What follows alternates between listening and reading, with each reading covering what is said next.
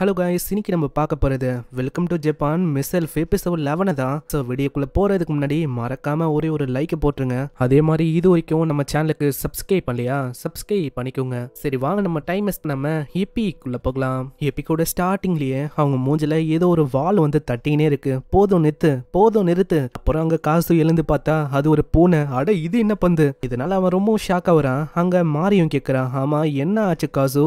Withdraw, நீ finally வந்துட்ட. இப்போதான் அங்க என்ன ஆச்சுன்னு நம்மளுக்கு காட்டுறாங்க. நம்ம விட்ரா தான் இதை உருவாக்கிருப்பா. இது வந்து விட்ராவோட ஒரு ஃபெமிலியர் மாதிரி. இப்போ இதை நீங்க அங்க கொண்டு போங்க எனக்கு பதிலா. ஒரு சென்சேஷன் பாக்குறது கேட்கறது எல்லாமே என் கூட கனெக்ட் ஆயிருக்கு. இதெல்லாம் தான் நடந்திருக்கும். அங்க மாரிக்கும் ரொம்ப சந்தோஷமா இருக்கு. நம்ம மாரிக்கு பூனைனா ரொம்ப பிடிக்குமா, அதனாலேயே ரொம்ப ஆர்வமா இருக்கா. நம்ம விட்ராவால தான் அங்க ட்ரெயின்ல போக முடியாதுல. சோ பூனை வழியா அங்க போன மாதிரி அவளுக்கு ஃபீல் ஆகும். அதனால தான் இப்படி பண்ணிருப்பா. அங்க மாரியும் ரொம்ப எதிர்பார்க்கறா. இந்த ஜேர்னி வந்து எப்படி போகணும் என்னால அடக்க முடியல ஆர்வத்தை. இதுக்கப்புறம் அந்த ஸ்டேஷனுக்கு வராங்களா. அங்க எங்க பார்த்தாலும் ஒரே மக்கள் தான். கூடவே சின்ன பசங்களும் நிறைய பேர் வந்திருக்காங்க. இதெல்லாம் பார்த்து மேரி ரொம்ப ஷாக் ஆகுறா. எதிர்பார்க்கல இங்க ஈவன் சின்ன பசங்க கூட இருப்பாங்கன்னு. ஆமா மேரி, அது உண்மைதான். ஆனா இந்த ஸ்டேஷன் வந்து ரொம்ப பெருசு.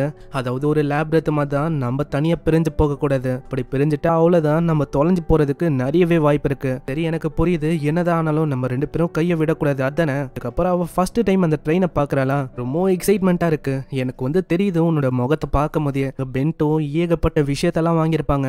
ட்ரெயினும் போக ஆரம்பிக்குதா. அதோட வேகத்தை பார்த்து அவர் ரொம்ப ஷாக் ஆகுறா. எதிர்பார்க்கல இந்த ட்ரெயின் வந்து செம்ம ஃபாஸ்டா போகுது. வெளியில பாக்குற அந்த வியூ அது டப்புன்னு மாறுதுப்பா. நான் எக்ஸைட்மெண்ட்ல உனக்கு வந்து காட்ட மாட்டேனா, நீயும் பாரு. அதுக்கப்புறம் அந்த ஸ்டேஷன்ல வாங்கின அந்த பென்டோவை சாப்பிடுறாங்க. அது அவ்வளோ சூப்பரா இருக்கு. நம்ம அந்த குட்டி கிட்டிக்கு தரலாமா? விட்ரா கிட்ட கேட்டேன். அது வந்து சாப்பிடும் அப்படின்னு தான் சொன்னா. சரி நம்ம தந்து பார்க்கலாம். அங்க தந்தோடனே அதை சாப்பிட்டது. அப்போனா விட்ராவும் டேஸ்ட் பண்ண மாதிரி ஆச்சு.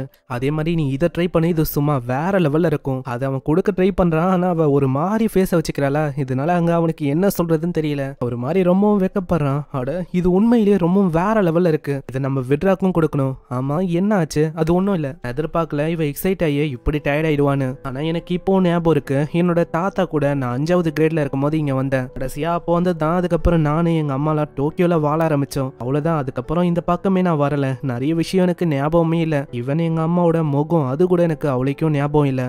அதே மாதிரி அவங்க வந்து சேர்றாங்க. என்ன அந்த இடத்த கம்பேர் பண்ணா இங்க குளிரா இருக்கு. அப்புறம் அவங்க வண்டியில போறாங்க. அந்த இடத்த பார்த்து அவ ரொம்ப ஷாக் ஆகுறா. ஏன்னா வயல்வெளிலாம் சும்மா அற்புதமா இருக்கு. மாறி அது வண்டியில சைட்ல இங்க வந்து பாரு. இதுதான் இருக்கிறதுலே ரொம்ப பெரிய மவுண்டனு. ஆமா அங்க ஸ்னோ எல்லாம் இருக்கு. ரொம்ப அழகா இருக்கு. அங்க பழைய விஷயம்லாம் அவனுக்கு ஞாபகம் வருது. அங்க மீறியும் ஒரு விஷயத்த கொடுக்க அதை கேட்கற அது எப்படி இருக்குன்னு. நல்லா இருக்கு. அப்புறம் அவங்க ஃபைனலி அந்த இடத்துக்கும் வராங்க. அங்க அப்படியே அவன் போகும்போதே சொல்றான், ரொம்ப வருஷம் ஆச்சு இங்க வந்து, என்னால நம்ப முடியல.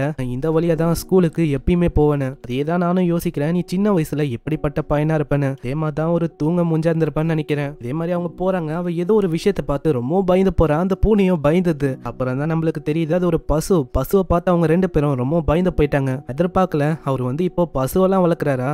மாறிக்கும் ஞாபகம் வருது. இவ கார்ட்டூன்ல எல்லாம் பார்த்திருப்பான் இந்த பசுவெல்லாம். இதுக்கப்புறம் அங்க உள்ள போறாங்களா. உள்ள தாத்தாக்கும் ஏதோ ஒரு சவுண்டு கேக்குது. என்ன கத்துற மாதிரி கேக்குது. அவனுக்கு ரொம்ப பசி எடுக்குதா. இல்ல வந்து பார்த்தா நம்ம காசும் மாரிய பெல்லும் வர ஒரு ரொம்ப ஷாக் ஆகுறாரு. அட நீயா காசு, ரொம்ப தூரத்துல இருந்து நீங்க வந்திருக்கீங்க போல. மாறி அவளை பத்தி சொல்றேன். என்னோட பேரு மாரியபெல். பரவாயில்ல, நான் எதிர்பார்க்கல. நீ நல்லாவே ஜாப்பனீஸ பேசுறமா. உங்க காசுவும் ஒரு சாக்லேட் எடுத்துன்னு வந்து தரான். என்ன காசு, நார்மலாவே என் கூட ஃபார்முலா பேசுப்பா. நான் என்ன ஒண்ணு, இந்த மாதிரி டைம்ல உன்னோட கிராண்ட்மா இருந்தா ரொம்ப நல்லா இருந்திருக்கும். அவங்க வந்து எதிர்பார்த்திருக்க மாட்டாங்க காசு வந்து இந்த மாதிரி ஒரு ரொம்ப அழகான பொண்ணை கொண்டு வருவான்னு. ஏன்னா வெள்ளை முடி அது வந்து ஸ்னோவை ரெப்ரசென்ட் பண்ணுது. அதுக்கு என்ன அர்த்தம் தெரியுமா? நீ வந்து ஒரு ஃபேரி மாதிரி, ஏதோ கனவுல இருந்து வந்த மாதிரி. கேட்டவங்க ரொம்ப ஷாக்கா வராங்க. ஏன்னா உண்மையும் அதுதான். நம்ம காசுக்கு தூங்குறதுன்னா அவ்வளவு பிடிக்கும். எப்பயுமே அவன் தூங்கி இருப்பான். அவன் கனவுல விளையாடுறது இந்த மாதிரி விஷயத்தெல்லாம் அவன் பண்ண இருப்பாமா. அதுக்கப்புறம் ஒரு சைட்ல வேலையை பாக்குறாரு. அவங்க ரெண்டு பேரும் உங்க கிராண்ட்மாக்கு வேண்டிக்கிறாங்க. ஏன்னா கிராண்ட்மா இறந்து போயிட்டாங்க. ஆமா காசு, இந்த மாதிரி உங்க தாத்தாக்கு என்ன தெரியுமா நான் வந்து கனவு உலகத்துல இருந்து வந்திருக்கேன்னு. சீச்சி அப்படியெல்லாம் இல்ல, அவருக்கெல்லாம் தெரியாது. ஒரு சும்மா அப்படிதான் ஏதாச்சும் சொல்லுவாரு. அதெல்லாம் நம்பின்னு இருக்காது. இதே மாதிரி அவங்க போறாங்களா. அங்க வர சவுண்ட் எல்லாம் அவளுக்கு ரொம்ப பிடிச்சு போகுது. டோரு கிட்ட வரும்போது அந்த டோர் பக்கத்துல ஏதோ ஒண்ணு இருக்குது. அது நான் அனிமேல பாத்திருக்கேன் அப்படின்னு அவ காசு கிட்ட சொல்றா. கருப்பா ஒரு விஷயத்த பத்தி தான் அவ சொல்றா. ஆனா வந்து பார்த்தா அங்க எதுவுமே இல்ல. அப்புறம் அவங்க காசு யூஸ் பண்ண அந்த ரூமுக்கு வராங்க. அதுவும் ரொம்ப சூப்பரா இருக்கு. காசு இதுதான் உன்னோட ரூமா? ஆமா அது ஒண்டி இல்ல, ஒரு விஷயத்த நான் உன்கிட்ட சொல்லவா. இந்த இடத்துல ஒரு சீக்ரெட்டான பேசேஜ் இருக்கு. என்னது பேசேஜ் இருக்கா? எங்க இருக்கு? நான் வந்து அதை பார்க்கணும். கேட்டி நீ வந்து கோயட்டா இருக்கணும். இதே மாதிரி அவங்க ஒரு இடத்துல தேடுறாங்க. ஆனா எங்க தெரியும் அதை காணும். கடைசியில அந்த கிட்டி தான் கண்டுபிடிக்குது. அதில் பார்க்கும்போது ரொம்ப இருட்டா இருக்கு. அனிமேல பார்த்த ஃபீலிங் வந்து அவளுக்கு வரும். திடீர்னு ஏதோ ஒரு எலி ஓடும். அதை பார்த்து அவ தப்பா புரிஞ்சு வேற ஏதோ பயப்பட ஆரம்பிக்கிறான். ஏய் நீ வந்து ஆர்க் டிராகனோட ஒரு ஃபெமிலியர் தானே, உன்னால முடியும், ஏதாச்சும் பண்ணு, நீ பயப்படக்கூடாது. இதை பார்த்து காசு சிரிக்கிறான். கீழே தாத்தாவும் கூப்பிடுறாரு. ஏய் பசங்களா, ஃபுட்டு ரெடி, வாங்க சாப்பிடலாம். அங்க கீழே போய் அவங்க சாப்பிட்றாங்க. அது வந்து ரொம்பவும் டேஸ்டா இருக்கு. ஸோ உனக்காக நான் வந்து நல்லா டெலிஷியஸானதா நான் சமைச்சிருக்கேன். அதேதான் காசு உன்னோட பூனைக்கும் ரொம்பவும் பிடிக்கிற மாதிரி ஒரு விஷயத்த போட்டிருக்கேன். அங்க காசுவும் சாக்கேவை குடிக்கிறான். அதுவும் ரொம்ப டேஸ்டா இருக்கு. அங்க மேரி கேட்டா அவங்க கேக்குறாங்க.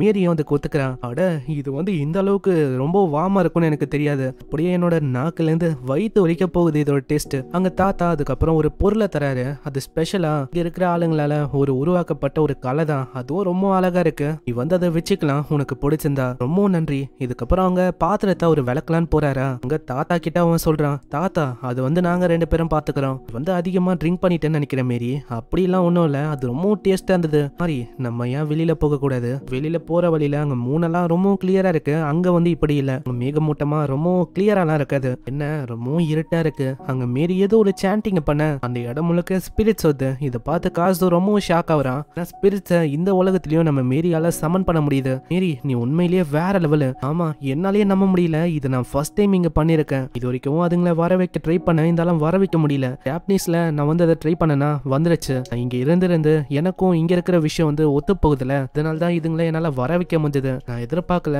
இந்த உலகத்துல நான் இதெல்லாம் பார்ப்பேன்னு. அதுக்கு நானும் உன்கிட்ட தேங்க்ஸ் சொல்லணும்ப்பா. ஏன்னா நீ வந்து இங்க கொண்டு வந்த உன்னோட கிராண்ட்பா, அவரு வந்து ரொம்ப நல்லவரா இருக்காரு. உன்ன மாதிரி தான். அவருக்கு நம்ம தெரியலன்னு நினைக்கிறோம், ஆனா அவருக்கு ஒரு வகையில எல்லாமே தெரிஞ்ச மாதிரி எனக்கு ஃபீல் ஆகுது. அவரு உன்னை வந்து காசு ஹீரோன்னு கூப்பிடும் போது எனக்கு ரொம்ப சிரிப்பா இருக்கு தெரியுமா? உண்மையா சொன்னா என்னோட பேரு காசு ஹீரோ தான். கேட்டவ ரொம்ப ஷாக் ஆகுறா. நான் உண்மையிலே என்னன்னா நம்ம ஹீரோ வந்து கேம்ல தெரியாதனமா காசு ஹோ அப்படின்னு வச்சிருப்பான். தெரியாத வயசுல பயப்புல தெரியாதனமா அந்த மாதிரி பண்ணிருக்கோம். அதை பத்தி சொல்ல மாறி ரொம்ப வெக்கப்படுறா. போனா நான் உன்னை கூப்பிட்டது எல்லாமே தப்பா, உன்னோட பேரு காசு ஹீரோ சானா. அதே பேரை அவ கியூட்டா திரும்பவும் வெக்கப்பட்டுங்கன்னே சொல்றா. அதை நீங்களே கேளுங்க. இந்த மாதிரி தான் ஒரு முறையும் அவங்க சொல்றான். இவங்க திரும்ப அவங்க வீட்டுக்கு வருவாங்களா. அங்க தாத்தா வந்து கேக்குறாரு, என்ன நல்லா வாக்கிங் வந்து போனீங்களா, எல்லாம் போச்சா இல்லையா, எப்படி? நான் அங்க பாத்துக்கு போனோன்னு அவங்க சொல்ல நம்ம மாறி தான் ஃபர்ஸ்ட் ஓடி போறான். ஆமா என்ன ஆச்சு, ஏதாச்சும் நடந்திருக்கமோ கேட்டி. இதுக்கப்புறம் அங்க அவ ஜூஸ குச்சின்னு இருப்பாளா. நம்ம ஹீரோ வரான். அங்க ஹீரோ ரொம்ப வெக்கப்படுறான். அவ அவ்வளவு அழகா இருக்கான். ஹேய் காசு, இந்த தாத்தா வந்து ஜூஸ கொடுத்தாரு, இது ஒரு ஆப்பிள் ஜூஸ் தான்ப்பா, எதிர்பார்க்கல, இது ரொம்ப ருசியா இருக்கு. ஆனா என்னால இன்னமும் நம்ப முடியல. என்னோட சின்ன வயசு வருஷனுக்கு நான் வந்து இந்த விஷயத்தெல்லாம் சொன்னா அவன் எப்படி ரியாக்ட் பண்ணுவான். ஆனா கனவுக்கான்ற அந்த எல்ஃப் அது வந்து என் முன்னாடி இருக்கு. நான் எதிர்பார்க்கிற ஒரு விஷயமும் இப்ப எனக்கு ரியலா நடக்குது. அப்புறம் அவங்க தூங்குறாங்க. அந்த இடத்துக்கு தாத்தாவும் டார்ச்சை வச்சுட்டு போறாரு. ஏன்னா இந்த இடம் ரொம்ப இருட்டா இருக்கும், வெளியில போறதுக்கு டார்ச் தேவைப்பட்டா நீங்க எடுத்துக்கோங்க. இவ்வளவு பார்க்கும்போது ஏதோ ஒரு வெளிச்சம் வருது. அட இவங்க ஃபன் பண்றாங்களா, இப்படி ஒரு யோசிக்கிறதோட இங்கே இந்த எபிசோட முடியுது. இந்த எபிசோடு உங்களுக்கு பிடிச்சிருக்கும்னு நினைக்கிறேன். இன்னமும் ஒரு எபிசோட் தான், அதோட இந்த ஒட்டுமொத்த சீசன் 1 முடியுது. ஸோ கண்டிப்பா அதையும் பாருங்க, அதுவும் வேற லெவல்ல இருக்கும். வீடியோக்கு ஒரு லைக் ஒண்டி போட்டுருங்க. நான் உங்களை நெக்ஸ்ட் எபிசோட்ல சந்திக்கிறேன். தேங்க்யூ ஃபார் வாட்சிங். சைனரா.